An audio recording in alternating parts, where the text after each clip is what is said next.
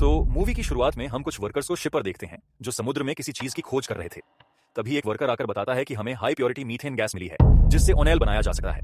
ये सुनकर वहां का हेड खुश हो जाता है और सीधा ये बात कॉल करके उस कंपनी के मालिक नीरज को बताता है, जो कि इंडिया का बहुत बड़ा बिजनेसमैन है। तब ये सुनकर नीरज कहता है कि ये बात और किसी को पता नहीं चलनी चाहिए, अब हम इससे लाखों करोड़ों रुपए कमाएंगे।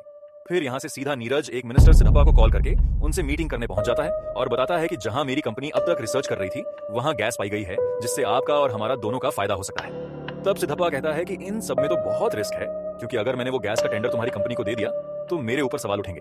लेकिन नीरज कहता है कि आप बस दाम बोलिए, मैं पैसे देने को तैयार हूं, जिसे मर्जी उसे खरीद लीजिए, लेकिन ये टेंडर मुझे ही मिलना चाहिए।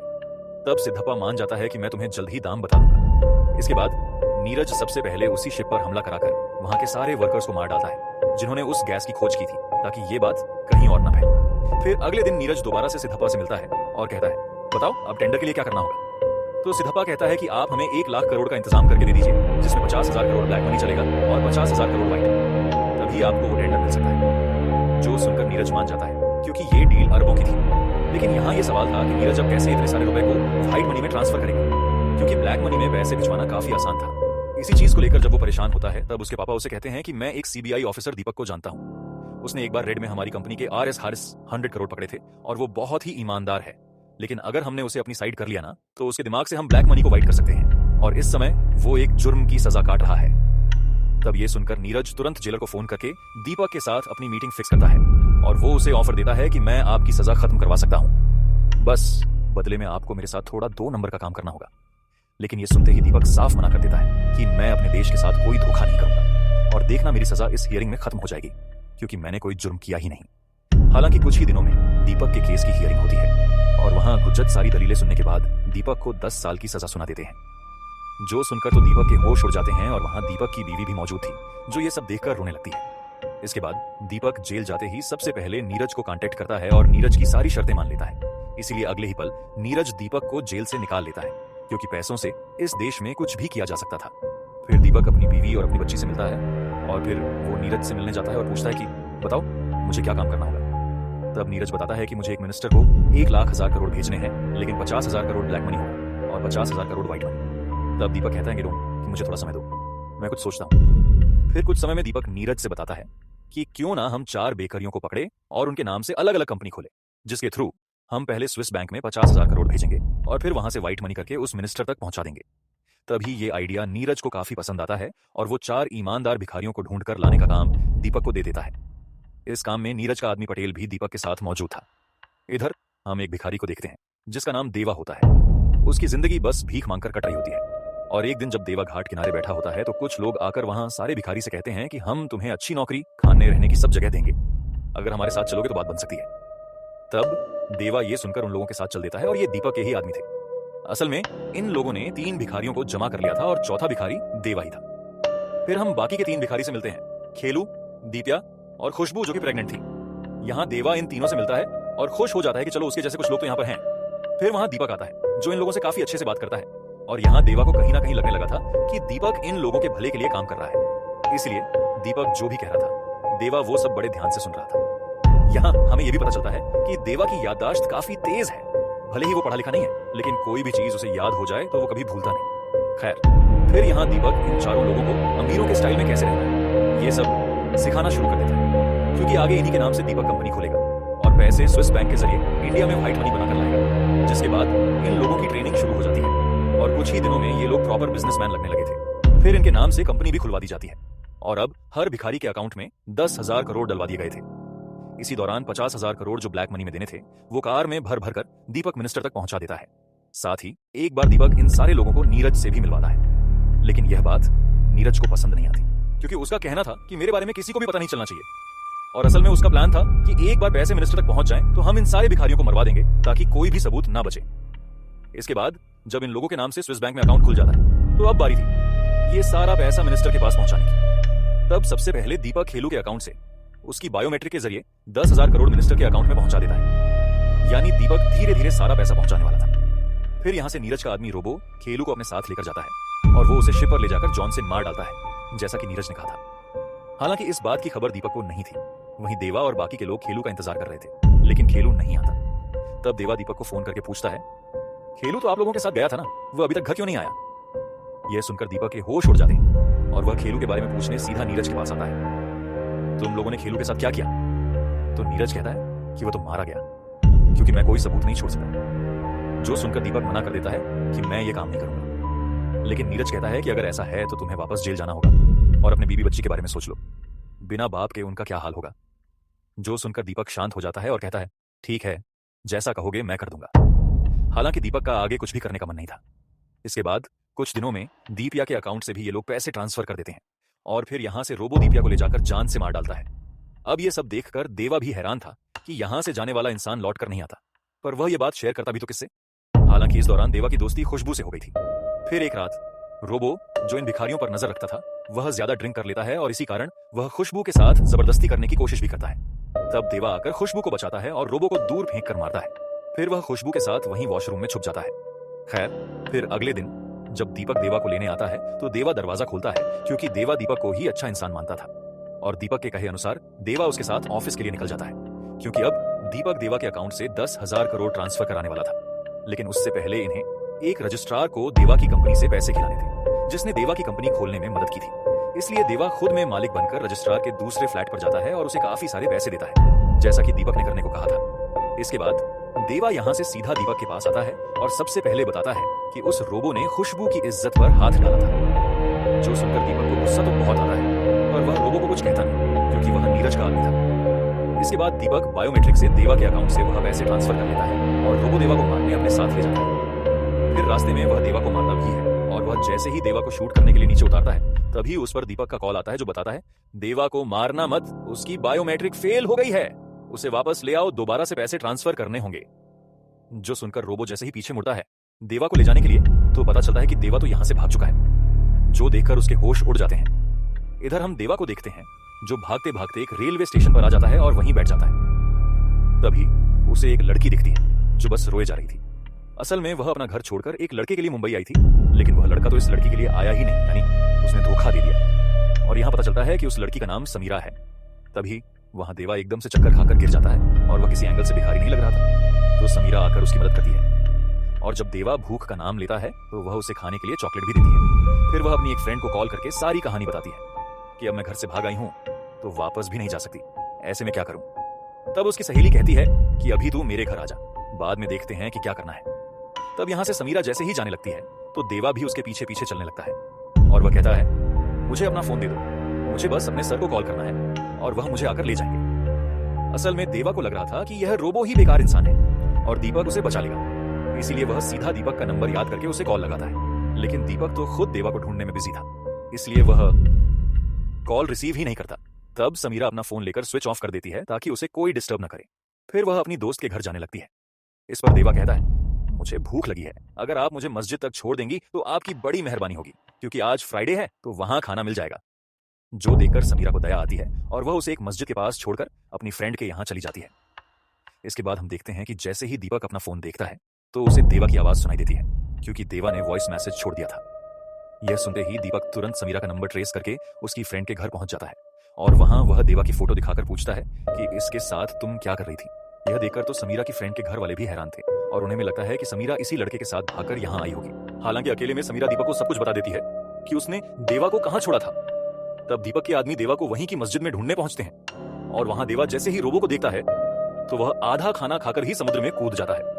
फिर अगले दिन जब देवा को होश आता है तो वह समुद्र किनारे पड़ा था और वह इधर उधर भटकने लगता है। इधर समीरा की फ्रेंड के घर वालों ने भी उसे घर से निकाल दिया था कि न जाने यह लड़की क्या कांड करके भागी होगी।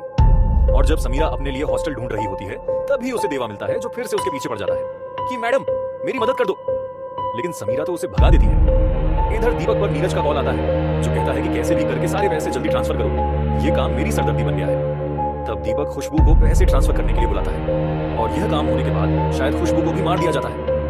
हालांकि दीपक अंदर ही अंदर घुट ही जा रहा था कि उसने गलत आदमी से हाथ मिला लिया। इसके बाद देवा एक रात दीपक से मिलने दोबारा उसी जगह पर आता है जहां उसे रखा गया था। तब वहां उसे देखकर गार्ड तुरंत दीपक को कॉल कर देते हैं और देवा को भी लग रहा था कि दीपक के आते ही सब संभाल लेगा। लेकिन जैसे ही दीपक आता है तो देवा देखता है कि उसके साथ रोबो भी है। यह देखकर वह समझ जाता है कि दीपक, रोबो सब एक साथ मिले हुए हैं और फिर वह वहां से भागने लगता है। तब रोबो और उसके लोग देवा को पकड़ने की काफी कोशिश करते हैं, लेकिन जैसे ही देवा उनके हाथ आने वाला था तो वहां जंगली कुत्ते कहीं से आकर रोबो पर हमला कर देते हैं और देवा बचकर भाग निकलता है। इसके बाद अब रोबो के जख्मी होने से यह बात नीरज को भी पता चल जाती है कि देवा के पास 10,000 करोड़ हैं और वह उन पैसों के साथ फरार है। यानी अब इन्हें केवल 10,000 करोड़ ही मिनिस्टर के अकाउंट में डालने थे। इसीलिए नीरज दीपक को यह काम जल्द से जल्द करने को कहता है। साथ ही नीरज उस रजिस्ट्रार को भी मरवा देता है जो देवा से मिला था, ताकि देवा उसके पास न जा सके। खैर, इधर हम देवा को देखते हैं जो पिछली रात घायल हो गया था और वह घायल हालत में ही समीरा के हॉस्टल के बाहर सो गया था। इसलिए समीरा ने उसे हॉस्पिटल में एडमिट कराया था। फिर होश में आकर समीरा पहले तो देवा को खूब सुनाती है कि मेरे पीछे क्यों पड़े हो, इस बार तो हॉस्पिटल पहुंचा दिया, आगे से मैं कुछ भी नहीं करने वाली। फिर समीरा उससे पूछती है कि आखिर तू है कौन? तो देवा बताता है कि मैं तिरुपति में भिखारी था जिसे कुछ लोग यहाँ ले आए। अब यहाँ भिखारी सुनकर तो समीरा के होश उड़ जाते हैं और उसे बहुत गुस्सा आता है कि सबको लगता है कि मैं एक भिखारी के साथ घर से भागी हूँ, मेरे लिए कितनी शर्म की बात है। इसके बाद समीरा जैसे तैसे देवा का बिल भरकर वहां से निकल लेती है। यहाँ हम दीपक को देखते हैं जो देवा को ढूंढते ढूंढते तिरुपति पहुंच गया था और वहां उसे पता चलता है कि देवा बचपन से अनाथ था, तो उसे एक जल्लाद ने खरीद लिया जो उन लोगों से भीख मंगवाता था। इसलिए देवा दिमागदार होने के बावजूद भिखारी बन गया। और देवा की खास बात यह है कि अगर उसकी कोई मदद कर दे तो वह उसके आसपास ही भटकता रहता है। यह सुनकर दीपक समीरा को दोबारा से कॉल लगाता है कि देवा तुम्हारे पास आया था क्या? तब समीरा को लगता है कि यह आदमी एक भिखारी के पीछे क्यों पड़ा है, जरूर दाल में कुछ काला है। इसलिए वह दीपक से झूठ कह देती है कि नहीं, मैंने देवा को नहीं देखा। हालांकि थोड़ी देर में देवा खुद समीरा से मिलने आता है और उसे थैंक यू कहता है क्योंकि उसने उसे हॉस्पिटल पहुंचाया था। फिर समीरा देवा से पूछती है कि दीपक तेरे पीछे क्यों पड़ा है, लेकिन देवा को तो कुछ भी पता नहीं था और वह कहता है कि वैसे मेरे पास एक आदमी का कार्ड है, एक रजिस्ट्रार का, उसने मुझे एक साइन करने के बाद यह कार्ड दिया था। तब उस कार्ड पर लिखे एड्रेस को समीरा गूगल पर डालती है और फिर देवा को बता देती है कि इस पते पर जाओ, शायद तुम्हें कुछ पता चल जाए। तब देवा यहाँ से सीधा उस पते पर पहुंच जाता है, लेकिन पता चलता है कि वह रजिस्ट्रार तो अब इस दुनिया में नहीं है। यह देखकर देवा के दिमाग में न जाने क्या आता है और वह सीधा थाने पहुंच जाता है उस रजिस्ट्रार की मिसिंग कंप्लेंट लिखाने के लिए। साथ ही वह पुलिस वाले अशोक से कहता है कि मुझे कुछ लोग उस आदमी के पास लाए थे और साइन करवाकर मुझे कहीं और ले गए और मैं तो बस एक भिखारी हूँ। यह सुनकर उस पुलिस वाले अशोक को काफी गुस्सा आता है और वह देवा को पीटकर जेल में डाल देता है कि यह भिखारी हमारा पागल बना रहा है। लेकिन देवा चिल्लाते हुए कहता है कि मुझे एक बड़े आदमी ने अपने पास रखा था किसी बड़े काम के लिए, और तभी उसे वहां पर एक मैगजीन पर नीरज की फोटो दिखती है जिसे देखकर वह इशारा करते हुए बताता है। तब यह देखकर अशोक के होश उड़ जाते हैं और वह देवा से कहता है, अच्छा यह बता तुझे रजिस्ट्रार कहां मिला था? जिस पर देवा उसे उसी रजिस्ट्रार के फ्लैट पर ले जाता है क्योंकि उसे रास्ता तो याद हो गया था। तब वहां का वॉचमैन पुलिस को देखकर फ्लैट की चाबी दे देता है और बताता है कि मालिक तो हफ्ते में 2 बार लिडिच लेकर यहाँ आते थे। पहले लिडिच आकर चाबी मांगती है, फिर मालिक आते थे। हालांकि वह कुछ दिनों से अब भी आए नहीं है। ये सब सुनकर अशोक और देवा उसी फ्लैट में जाते हैं और अशोक हर जगह की तलाशी लेने लगता है। तभी उसे एक अजीब सी अलमारी दिखती है और उसे खोलने पर इन्हें काफी सारे पैसे और सोने के बिस्किट मिलते हैं, जो देखकर यह हैरान थे। और अब अशोक को भी विश्वास हो जाता है कि देवा सच कह रहा था, इसमें काफी बड़े बड़े लोगों का हाथ है जो मिलकर देश में झोल कर रहे हैं। तभी हम देखते हैं कि दीपक फिर से समीरा के पास पहुंच जाता है और उसे धमकाकर देवा के बारे में पूछता है। तो पता चलता है कि देवा रजिस्ट्रार के पास गया है। फिर वहां जाने पर पता चलता है कि वह तो थाने में है, लेकिन यहां से कांस्टेबल बताता है कि वह अशोक सर के साथ गया है। तब दीपक तुरंत अशोक के नंबर को ट्रेस करके तुरंत उसी बिल्डिंग में आ जाता है। हालांकि यहां अशोक ने अब तक सारी गुत्थी सुलझा ली थी कि कैसे देवा की आरडीएच में नीरज जैसे बिजनेसमैन ने पैसों की हेराफेरी की होगी, और यही सारी बातें वह देवा को भी बता रहा था। तभी वहां दीपक आ जाता है और यहां अशोक और दीपक में बहस होने लगती है, जिस पर दीपक तुरंत बंदूक निकालकर अशोक को शूट कर देता है, जो देखकर देवा छत से ही कूद जाता है और वहां से बचकर भाग निकलता है। हालांकि दीपक को समझ नहीं आ रहा था कि उसने जल्दबाजी में यह क्या कर दिया। तब पटेल नीरज के कहने पर यह मैटर सॉल्व कर देता है ताकि पुलिस के मरने की केक या शबर बाहर न जाए। इसके बाद देवा यहां सीधा समीरा से मिलने आता है और बताता है कि लगता है कि अब आपकी जान को भी खतरा है, क्योंकि जिन जिन लोगों को सच्चाई पता चली है वह उन लोगों को मारे जा रहे हैं, यहां तक कि उन्होंने पुलिस वाले को भी मार दिया। इसीलिए आप मेरे साथ चलिए। जो सुनकर समीरा डर जाती है और वह देवा के साथ जाने लगती है। लेकिन यहां इनके पीछे पीछे तो नीरज के लोग PDDS जाते हैं और यह जैसे तैसे अपनी जान बचाते फिर रहे थे। इधर दीपक भी टेंशन में बैठा था कि मैं जैसे ही नीरज का काम करूंगा वह शायद मुझे भी मार देगा। इसलिए वह सबसे पहले अपनी फैमिली को यहां से दुबई भेजता है ताकि वह सेफ रहे। फिर वह नीरज के खिलाफ कुछ सबूत इकट्ठे करके सेफ जगह पर रख देता है। यहाँ देवा समीरा को बताता है कि उस पुलिस वाले ने बताया था कि शायद मेरे नाम पर करोड़ों रुपए हैं, इसलिए वह दीपक मेरे पीछे पड़ रहा है। जो सुनकर समीरा हैरान थी।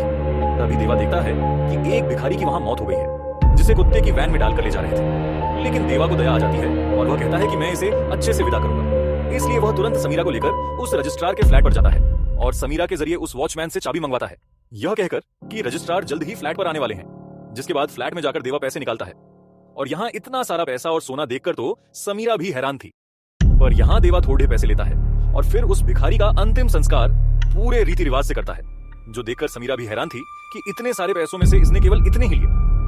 फिर उन्हीं पैसों में से देवा कई सारे भिखारियों की मदद करता है और अब देवा को लगने लगा था कि अगर जो उसके नाम पर पैसा है वह उसे मिल जाए तो न जाने वह कितने भिखारियों की मदद कर पाएगा। इसीलिए अब वह सोच लेता है कि वह अपने नाम हुआ सारा पैसा अपने पास ही रखेगा। इधर दीपक और नीरज टेंशन में बैठे थे कि यह लोग उस देवा का क्या करें, क्योंकि इन्हें केवल 10,000 करोड़ डॉलर्स चाहिए यह डील कंप्लीट करने के लिए। तभी देवा का दीपक पर कॉल आता है, जो कहता है कि सर मुझे मेरे नाम के सारे पैसे चाहिए। जिस पर नीरज चिल्लाता है कि तुझे 10,000 करोड़ डॉलर्स चाहिए, जो सुनकर देवा कहता है कि हाँ इतने ही चाहिए। तब कहा सुनी में नीरज को इतना ज्यादा गुस्सा आ जाता है कि वह अपने आदमियों से कहता है कि मैं 10,000 करोड़ डॉलर्स का इंतजाम कहीं और से कर लूंगा, बस तुम इस देवा को खत्म करो। यहाँ देवा सीधा समीरा के पास आया था, जो रजिस्ट्रार के पैसों के साथ बैठी थी, और वह कहती है कि इन पैसों से अपनी जिंदगी सेट हो सकती है, इसे ले चलो। लेकिन देवा तो कह रहा था कि मैं उस दीपक और उसके साथी को छोड़ूंगा नहीं, जो सुनकर समीरा को काफी गुस्सा आता है। इसके बाद जब दीपक देवा का पता करने एक जगह पर आता है तो हम देखते हैं कि देवा पहले से ही वहां पर छुपा बैठा है और मौका मिलते ही देवा दीपक को बेहोश करके अपने साथ ले जाता है। फिर वह उसे उठाकर कहता है कि सर मेरे नाम जो पैसा है मुझे दे दीजिए, मैं आपको जाने दूंगा। लेकिन दीपक कहता है कि वह नीरज बहुत बड़ा आदमी है, वह तुझे कभी भी मरवा देगा। लेकिन देवा उसकी नहीं सुनता। तब दीपक उसे बताता है कि मैं नीरज के हाथों फंस चुका हूं और यह लोग तो खुशबू को भी मारने वाले थे, लेकिन मैंने खुशबू को बचा लिया था। अब यहां खुशबू का नाम सुनते ही देवा दीपक की बात मान लेता है और कहता है कि चलो पहले मुझे खुशबू से मिलना है। तब दीपक देवा को अपने साथ एक हॉस्टल में ले जाता है जहां उसे खुशबू मिलती है। यह देखकर देवा बहुत खुश होता है। फिर खुशबू बताती है कि मेरी 5-6 दिनों में डिलीवरी भी होने वाली है और मैं अब मां बनूंगी। लेकिन तभी वहां दीपक के पीछे पीछे नीरज के लोग भी आ जाते हैं और हमला करना शुरू कर देते हैं, जिन्हें देखकर दीपक खुशबू देवा और समीरा को वहां से भगा देता है। लेकिन इस दौरान उसे काफी सारी गोली लग जाती है। हालांकि उसने यहाँ आए सारे लोगों को मार डाला था। तभी वहां खुशबू की डिलीवरी का टाइम आ जाता है और वह एक बच्चे को जन्म देकर भगवान को प्यारी हो जाती है, जो देखकर दीपक को सुकून मिलता है कि उसने खुशबू के बच्चे की जान तो बचा ली। फिर मरने से पहले दीपक देवा को बताता है कि मैंने एक बैग में नीरज के खिलाफ सबूत रखे हैं, उसका इस्तेमाल करो। यह कहकर दीपक मर जाता है। अब यहाँ से देवा सबसे पहले उस अड्डे पर जाता है जिसके बारे में दीपक ने बताया था, और वहां कोई नहीं आता, बल्कि वहां नीरज के काफी सारे पैसे पड़े थे। इसलिए वह उन पैसों को लाकर नीरज के घर के बाहर ही गिरा देता है। फिर अगली सुबह उन पैसों की न्यूज हर तरफ फैल जाती है। फिर नीरज के लिए देवा एक पेन ड्राइव भिजवाता है और उसमें दीपक ने गवाही दी थी कि कैसे नीरज ने मिनिस्टर के साथ मिलकर वह पूरा टेंडर अपने नाम कराया है और बदले में 1,00,000 करोड़ भी लिए हैं। ये वीडियो देखकर तो नीरज के होश उड़ जाते हैं। तभी उस पर देवा का दीपक के नंबर से कॉल आता है, जो कहता है कि अगर तू चाहता है कि तेरे सारे सबूत मैं तुझे सौंप दूं तो तुझे पूरे 24 घंटे के लिए भिखारी बनना पड़ेगा और मैं तुझ पर नजर रखूंगा। इसीलिए बेईमानी मत करना और तुझे भिखारी बनने पर ही गरीबों का दर्द पता चलेगा। तब सारे सबूत पाने के लिए नीरज यह शर्त मान लेता है और उसी रात से भिखारी बनकर हर जगह घूमने लगता है। यहाँ देवा बार बार उसे कॉल करके अलग अलग तरह से भीख मांगने के लिए भी कह रहा था, जो कर करके नीरज भी परेशान था। वहीं नीरज ने आसपास अपने आदमी भी तैनात कर रखे थे कि यह देवा जैसे ही मिलेगा इसे मार देना, लेकिन देवा इनके हाथ ही नहीं आता। फिर मौका मिलते ही देवा नीरज को उठा लेता है और कूड़े के ढेर में लाकर कहता है कि तूने एक भी अच्छा काम नहीं किया। तब नीरज कहता है कि मुझे अच्छा काम करना भी नहीं है, मुझे बस वो पेन ड्राइव दे दे, मैं यहाँ से चला जाऊंगा और बदले में तुझे जो चाहिए बता, मैं देने को तैयार हूँ। इस पर देवा कहता है कि खुशबू को लौटा दे जिसे तेरे आदमियों ने मार डाला। यह सुनकर नीरज देवा को मारने लगता है कि पेन ड्राइव दे दे। अब यहाँ हाथापाई में देवा नीरज के गले में एक चाकू मार देता है, जिससे नीरज की मौत हो जाती है। और समीरा यह देखकर कहती है कि ऐसे राक्षस का मरना तो तय ही था।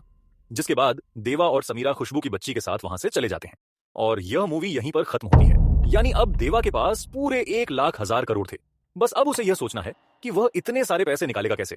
दोस्तों, आपको यह मूवी कैसी लगी हमें कमेंट में जरूर बताइएगा। चैनल को सब्सक्राइब करना मत भूलिएगा। मिलते हैं नेक्स्ट वीडियो में।